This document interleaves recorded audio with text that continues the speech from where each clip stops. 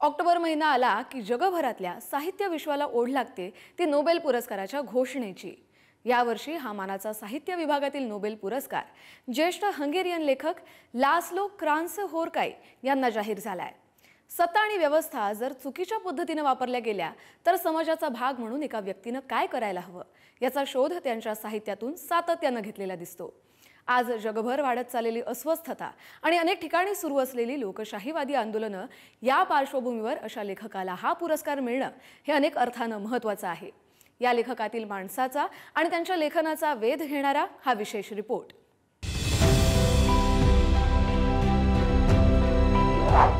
ही गोष्ट आहे एका विस्कटलेल्या शहराची आणि एका साध्या माणसाची। या शहरात लोक दडपशाही, अराजकता आणि निराशेच्या वातावरणात जगतायत।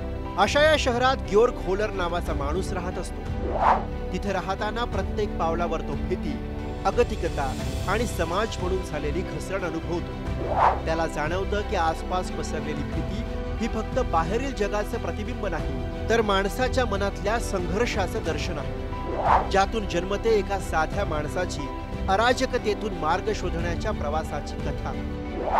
हंगेरीमधले महान लेखक लास्लो क्रान्त्झहोरकाई यांच्या हर्ष्ट 07769 या कादंबरीची ही गोष्ट। याच लास्लो यांना या वर्षीचा साहित्याचा नोबेल पुरस्कार मिळालाय। आज जागतिकीकरणानं आणि तंत्रज्ञानाच्या अतिरेकानं प्रत्येक जण ते तुटलेपण अनुभवतोय। अशा परिस्थितीत ही गोष्ट आशेचा नवा मार्ग दाखवते। आजच्या आधुनिक म्हणवणाऱ्या जीवनातील अराजकता आणि मानवतेचा शोध घेणारं त्यांचं हे लेखन खूप काही देऊन जातं। असा हा लेखक घडला कसा, त्यांच्या लेखनाचं वैशिष्ट्य काय हे समजून घेऊ। लास्लो क्रान्त्झहोरकाई यांचा जन्म 1954 मध्ये हंगेरीतल्या युआला या शहरात झाला। कम्युनिस्ट हंगेरीमधील सरकारी दबावाखालील वातावरणात त्यांचं बालपण गेलं। त्या काळात त्यांनी अनुभवलेल्या घुसमटीनं त्यांच्यातील लेखकाला जन्म दिला। त्यांच्या लेखनामुळे प्रवासावर बंधनं होती, त्यांचा पासपोर्ट सुद्धा जप्त करण्यात आला होता। या दडपशाहीचा आणि निर्बंधांविरोधातला सूर त्यांच्या लेखनात स्पष्टपणे दिसतो। आपलं संकट दूर करण्यासाठी आपणच प्रयत्न करावे लागतात, हे त्यांच्या लेखनाचं सूत्र। लास्लो यांची लेखन शैली वैशिष्ट्यपूर्ण आहे। लांबलचक वाक्य, मध्ये संत होत जाणारं कथानक, आशयघन वर्णनं आणि त्यातून डोकावणारे गूढ दार्शनिक विचार हे त्यांच्या लेखनाचे स्वभाव आहे। हे असं सलग वाचताना वाचकाला कधी कधी थकवा येतो, तरीही त्या प्रवासात त्याला काहीतरी सापडत असते। जणू आयुष्याचा अखंड प्रवाह, त्यातील कंटाळा आणि कंटाळ्यातून मार्ग काढताना सापडत जाणारी आयुष्याची उत्तरं, असाच काहीसा अनुभव लास्लो यांचं लेखन वाचकाला देत असतं। त्यांनी हे लिखाण का केलं असेल असं त्यांना अनेकदा विचारलं गेलं। त्यावर ते म्हणतात की कला आणि साहित्य हेच मानवतेच्या हरवलेल्या अर्थाला दिलेलं विलक्षण उत्तर आहे। भीती, गोंधळ, निराशा या सगळ्या माणसांच्या आयुष्यातील अटळ गोष्टी आहेत, पण अभिव्यक्तीतून, कलेतून त्यांना अर्थ देता येतो। हा अर्थ देण्याचा प्रयत्न प्रत्येकानं आपापल्या पद्धतीनं करायला हवा। लास्लो यांच्या साहित्यातून हे कसं उमटलंय हे त्यांच्या साहित्य संपदेतून पाहू।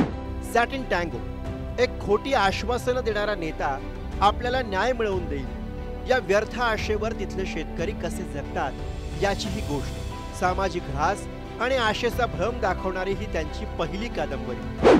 द मेलनकोली ऑफ रेझिस्टन्स, एका छोट्या निराशाग्रस्त शहरात एक प्रचंड व्हेल मासा घेऊन एक सर्कस येते। या घटनेमुळे त्या शहरात कसं अराजक माजतं, दंगली होतात आणि हुकुमशाहीचा उदय कसा होतो याचं हे चित्रण। द प्रिझनर ऑफ उर्गा, एका हंगेरियन व्यक्तीचा मंगोलिया आणि चीन मधला प्रवास, एकाकीपणा, भटकंती आणि आधुनिक जगात अर्थ शोधण्याचा प्रयत्न तो कसा करतो याची ही कथा। वॉर अँड वॉर, न्यूयॉर्क शहरामध्ये सापडलेलं एक रहस्यमय प्राचीन हस्तलिखित ऑनलाईन प्रकाशित करण्याच्या प्रयत्नात काय घडतं हे सांगणारी ही गोष्ट डिजिटल युगातील निराशा आणि अस्तित्ववाद यावर भाष्य करते। Destruction and sorrow beneath the havens, एका हंगेरियन इतिहासकाराचा चीन मधला प्रवास, जगातील महान सांस्कृतिक स्थळं नष्ट होत असताना तो त्यांना भेट देतो आणि या विनाशाचं कारण शोधण्याचा प्रयत्न करतो। बॅरन वेंकहाइम्स होमकमिंग, एक कर्जबाजारी वृद्ध आणि निराश सरंजामदार आपल्या मूळ गावी परत। त्याच्या परत येण्यानं गावात गोंधळ आणि अस्थिरता निर्माण कशी होते यावर भाष्य करणारं हे कथानक। आपण सुरुवातीला उल्लेख केलेली हर्ष्ट 07769 ही त्यांची 2021 मध्ये लिहिलेली कादंबरी. त्यांच्या या सगळ्या लेखनामध्ये सभोवतालच्या अंधारलेल्या आणि निराशाजनक वातावरणात कला आणि अभिव्यक्तीच्या आधारे कसा मार्ग काढता येईल हे सातत्यानं जाणवत राहतं. नोबेल समितीनं सुद्धा त्यांना पुरस्कार जाहीर करताना म्हटलंय, लास्लो यांचं लेखन हे विनाशकारी दहशतवादी वातावरणातही कलेची ताकद पुन्हा एकदा सिद्ध करतं. निराशेच्या ढगांमधून येणारा हा आशेचा किरण हीच जगण्याची प्रेरणा आहे, असं सांगणाऱ्या या आशावादी लेखकाला पुढारी न्यूज कडून खूप खूप धन्यवाद. ब्युरो रिपोर्ट, पुढारी न्यूज.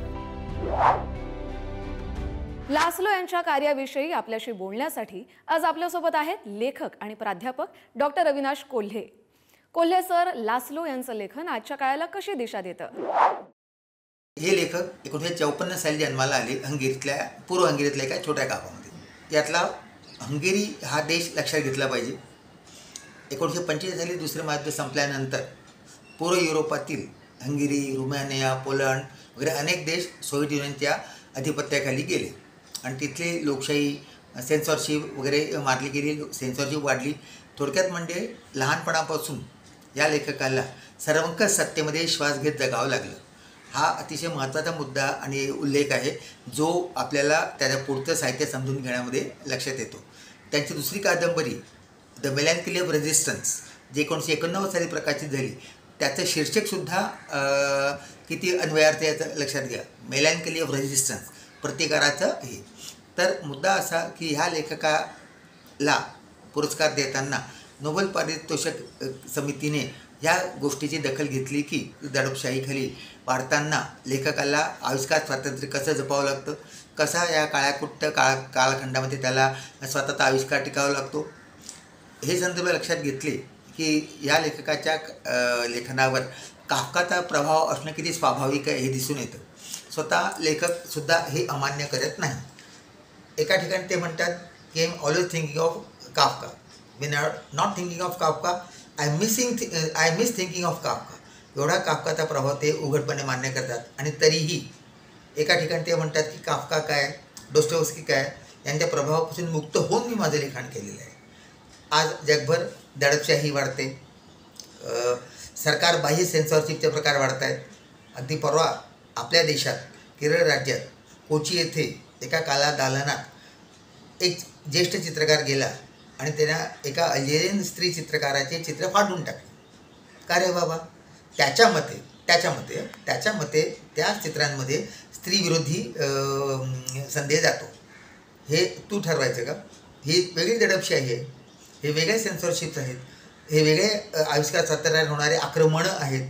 अशा प्रतिकूल वातावरणामध्ये या लेखकाला नोबेल प्राईज मिळणं हे आविष्कार स्वातंत्र्यवादी, लोकशाहीवादी समाजाच्या दृष्टीने फार कौतुकास्पद आहे. धन्यवाद सर.